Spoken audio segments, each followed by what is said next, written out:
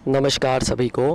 केंद्र अधिपति दोष या योग में आया हुआ ग्रह कैसा फल देगा, क्या होता है ये केंद्र अधिपति दोष या योग, इसके ऊपर आज मैं संपूर्ण चर्चा करूँगा और चर्चा करके वो सूत्र बताऊँगा जो हमारे शास्त्रों में वर्णित है। केंद्र अधिपति दोष, या मैं तो इसको योग ही कहूँगा, दोष तो नहीं कहूँगा। केंद्र अधिपति योग में ग्रह तब आता है जब उस ग्रह की राशि केंद्र के किसी भाव में हो और वो खुद ही केंद्र के किसी भाव में बैठा हो। ऐसे में उसको केंद्र अधिपति योग में गिना जाता है। अब काफ़ी मान्यता ऐसी है कि केंद्र अधिपति योग में आया हुआ ग्रह अशुभ फल देता है। प्राच्य ऋषि जी द्वारा वर्णित है ग्रंथों में कि चाहे ग्रह शुभ हो चाहे वो क्रूर हो, नैसर्गिक शुभ या नैसर्गिक क्रूर ग्रह, दोनों के ऊपर एक फॉर्मूला अप्लाई होता है कि दोनों ही ग्रह केंद्र अधिपति दोष या योग में यदि आते हैं तो वो न्यूट्रल हो जाते हैं।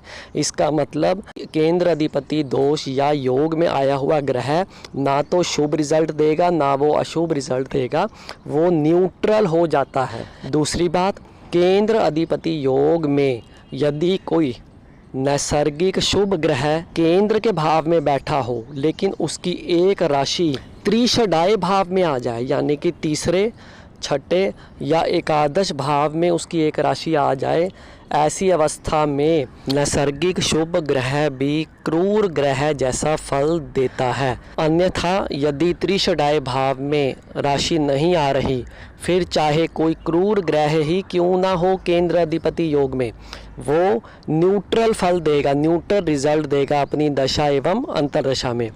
एग्जाम्पल के माध्यम से समझते हैं। ये एक कुंडली आपके समक्ष है, वृषभ लगन की कुंडली है और यहाँ पर शुक्र चतुर्थ भाव में बैठा है। एक नज़र डालें तो कोई भी ये कहेगा कि शुक्र यहाँ लगन का स्वामी होकर चतुर्थ भाव में अपने कारक भाव में बैठा है, दिशा का बल भी यहाँ मिल रहा है और शुक्र अपनी दशा अंतर्दशा में बेहद शुभ फल देने में सक्षम दिखाई दे रहा है। लेकिन शुक्र की तुला राशि छठे भाव में आ रही है।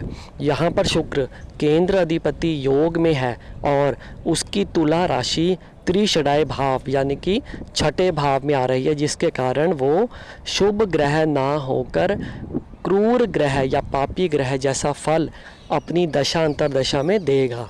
जो शुक्र ग्रह यहाँ पर चतुर्थ भाव में अच्छा स्ट्रॉन्ग दिखाई दे रहा है, उसकी दशा अंतर्दशा में बेहद खराब परिणाम मिलने की संभावना है। एक और हॉरोस्कोप चार्ट से समझते हैं। कन्या लगन की कुंडली है और बृहस्पति लगन में बैठे हैं। यहाँ बृहस्पति केंद्र अधिपति योग में है। बृहस्पति की धनु राशि चतुर्थ भाव में और मीन राशि सप्तम भाव में है और बृहस्पति लगन में बैठकर अपनी सप्तम भाव पर दृष्टि डाल रहा है। लेकिन यदि इसको गौर से देखें तो काफ़ी हद तक ऐसा लगेगा कि जैसे केंद्र अधिपति दोष में बृहस्पति आ गया है, क्योंकि इसकी दोनों राशियां केंद्र में हैं तो ये बृहस्पति यहाँ निष्फल हो गया है। लेकिन बृहस्पति की दोनों में से कोई भी एक राशि त्रिषडाय भाव यानी कि तीसरे, छठे या एकादश भाव में नहीं आ रही। ऐसे में बृहस्पति केंद्र के इस भाव में बैठकर अपनी दशा अंतर्दशा में बहुत ज़्यादा स्ट्रॉन्ग पॉजिटिव रिजल्ट देने में सक्षम बन जाएगा। एक और हॉरोस्कोप लेते हैं। मकर लगन की कुंडली है। मंगल यहाँ पर दशम भाव में दिग्बली बैठा है और वो अपने खुद के चतुर्थ भाव पर दृष्टि डाल रहा है।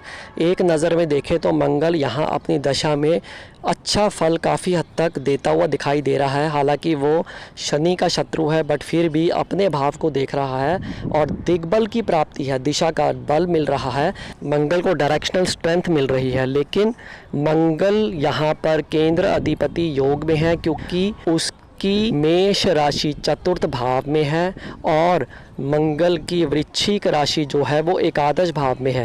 एकादश भाव त्रिषडाय भाव है, यानी कि मंगल यहाँ पर केंद्र अधिपति योग में होने के बाद अपनी दशा अंतर्दशा में बहुत ज़्यादा ट्रबल्स, ऑब्स्टेकल्स, हर्डल्स देगा।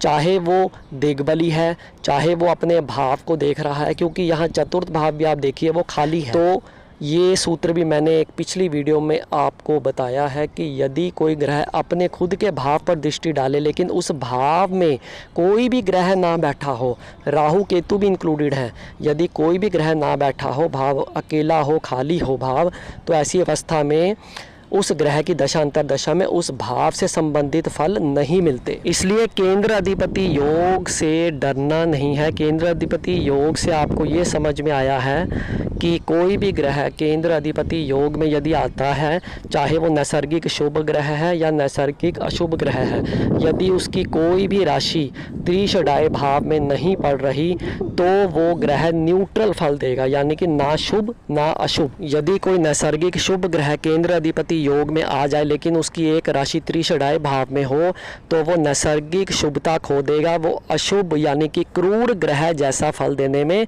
सक्षम हो जाएगा। और यदि कोई क्रूर ग्रह केंद्र अधिपति योग में है, उसकी कोई भी राशि त्रिषडाय भाव में नहीं आ रही तो वो क्रूर ग्रह भी अपनी दशा अंतरदशा में न्यूट्रल फल देगा। यदि आज की वीडियो के रिगार्डिंग कोई क्वेरी है तो कमेंट सेक्शन में लिखिएगा, मैं उसका विधि पूर्वक उत्तर दूंगा।